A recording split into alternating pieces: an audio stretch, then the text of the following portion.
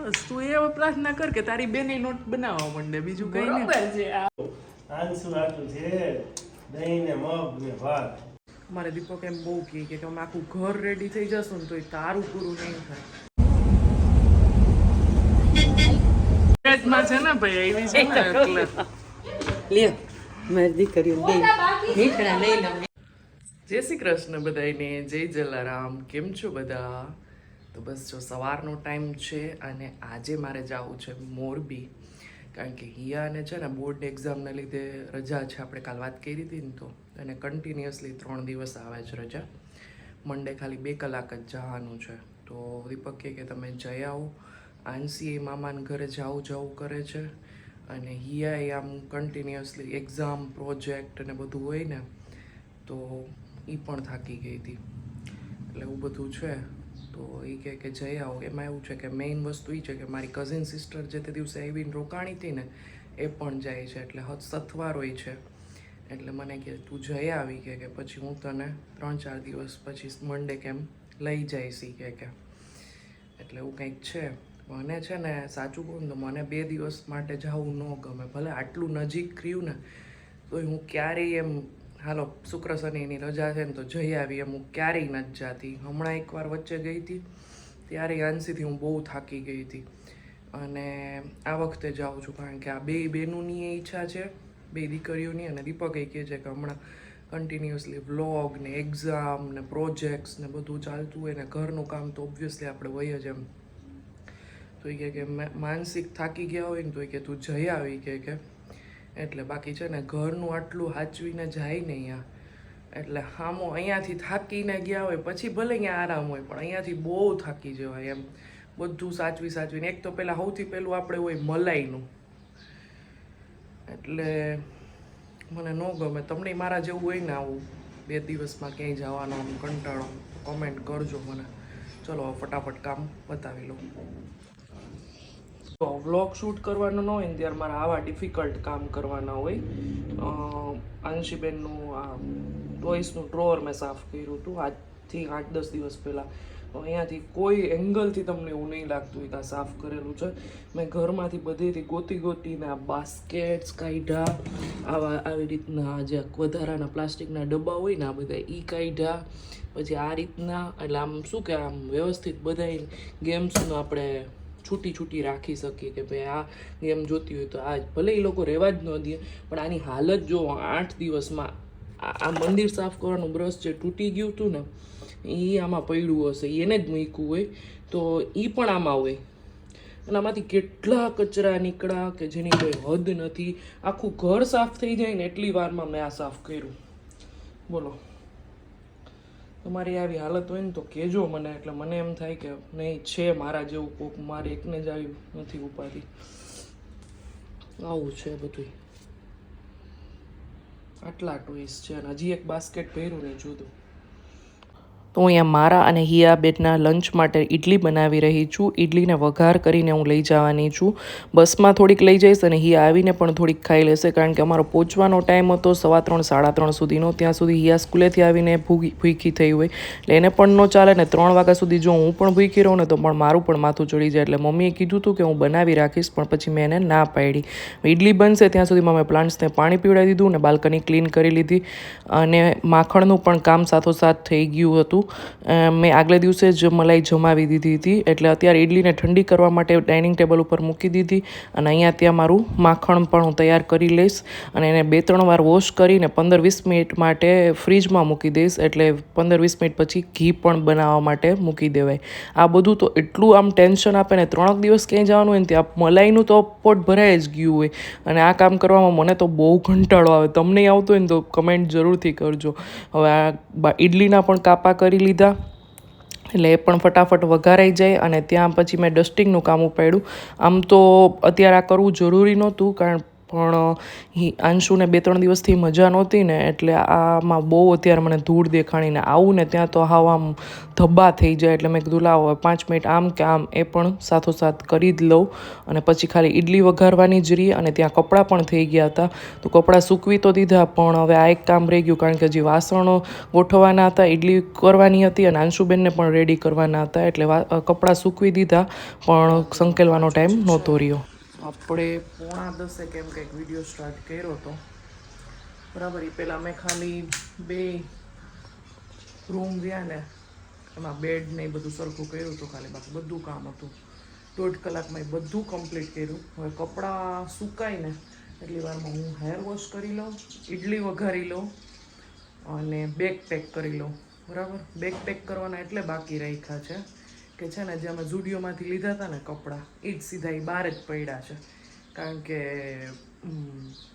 આંસીને હમણાં રનિંગમાં પહેરવા માટે જ લીધા હતા એટલે કબાટમાં મીન્સ આગળ જ પડ્યા જ બહાર એટલે એ જ સીધા પેક કરવાના છે.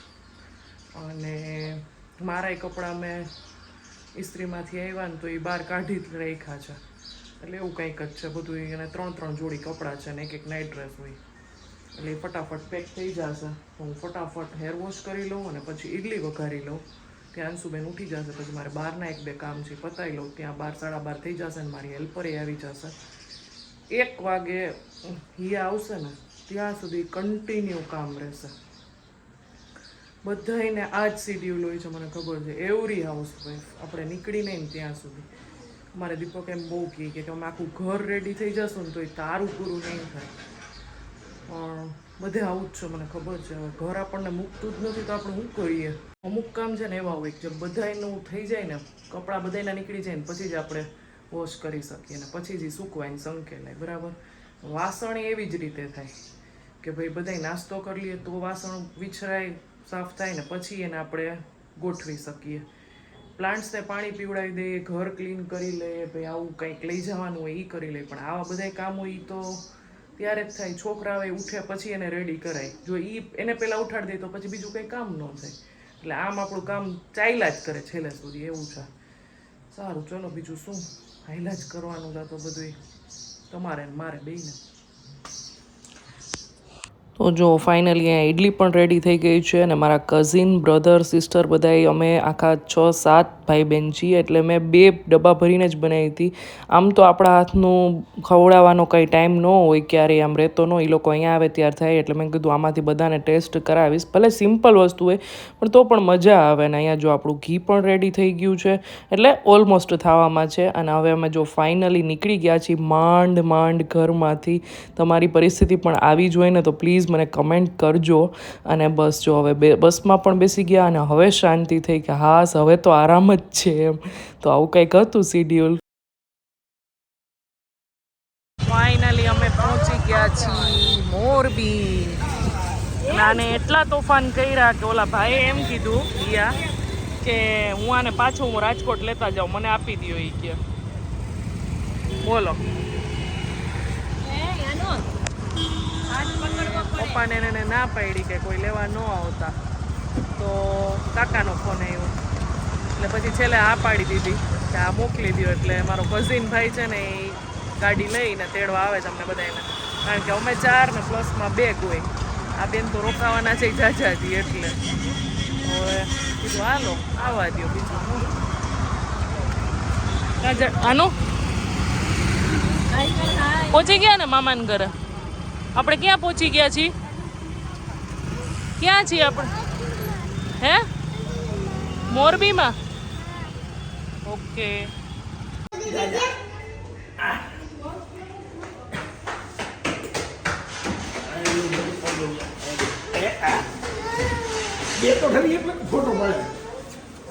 છે ને ભાઈ એવી છે ને એટલે લ્યો મારી દીકરીઓ બે મીઠડા લઈ લઉં. હે અહીંયા તો હોલમાં પહેલા કરાવી લીધું. જય શ્રી કૃષ્ણ બા.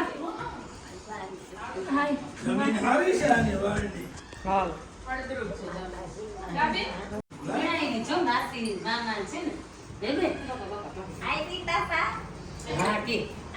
ક્યાં આવ્યા આપણે? ક્યાં આવ્યા? જો ફાઇનલી અમે ઘરે પહોંચી ગયા અને ડાઇનિંગ ટેબલ ઉપર મમ્મીએ તરત જ બેસાડી દીધા કે નહીં જમી જ લ્યો તમે. એને ના પાડી હતી ને તો એને મગ ભાત રોટલી બધું થોડું થોડું વધારે બનાવ્યું હતું ને સાથે આપણી ઈડલી તો હતી જ. એટલે મેં મમ્મીને કીધું હતું કે મમ્મી ઈડલી ને છાશ ને બધું ઘરે આવીને જમી લેશું. તો કે નહીં, એ કે શાંતિથી જે ખાવું હોય ને થોડુંક જમી લ્યો, ક્યારના આમ હોય. અને હવે મારા પપ્પા જુઓ અંશીને કઈ રીતે જમાડે છે, એક નાનાનો પ્રેમ જુઓ તમે. આંસુ આટલું છે દહીં ને મગ ને ભાત લે. હાલ બિસ્કિટ તો હાલ. મને આપો, મને ભૂખ ના લાગી ગઈ છે. મને ના આંસુ આટલું છે હો, તારા આટલું નથી. મારા માટે છે. ના હો, આ આંસુ આવો તો એટલે ખાઈ જશે. ઈ ખાઈ જશે. દો. વાગી ગયા છે 5 અને અમારા બેન આવી ગયા છે માસ્ટર્સ કરીને. હા તમને ને બોડી ઉપરથી નહીં લાગતું હોય પણ આ માસ્ટર કરી લીધું છે હવે અમને. ના જી એક એક્ઝામ બાકી છે. એ ઓલમોસ્ટ થઈ જ ગયું કહેવાય ને. હવે કાલ સવારે નોટું બનાવવા માંડશે અમારે બેન. વાહ, તમારા મોઢામાં ઘી સાકર ચોકલેટ જે તમારે જોઈએ તે બસ તું એ પ્રાર્થના કર કે તારી બેન નોટ બનાવવા માંડે, બીજું કઈ નહીં. બરોબર છે. આ જો સબસ્ક્રાઇબ કરો મારી બેનને, લાઈક કરો, શેર કરો. ડન. ડન.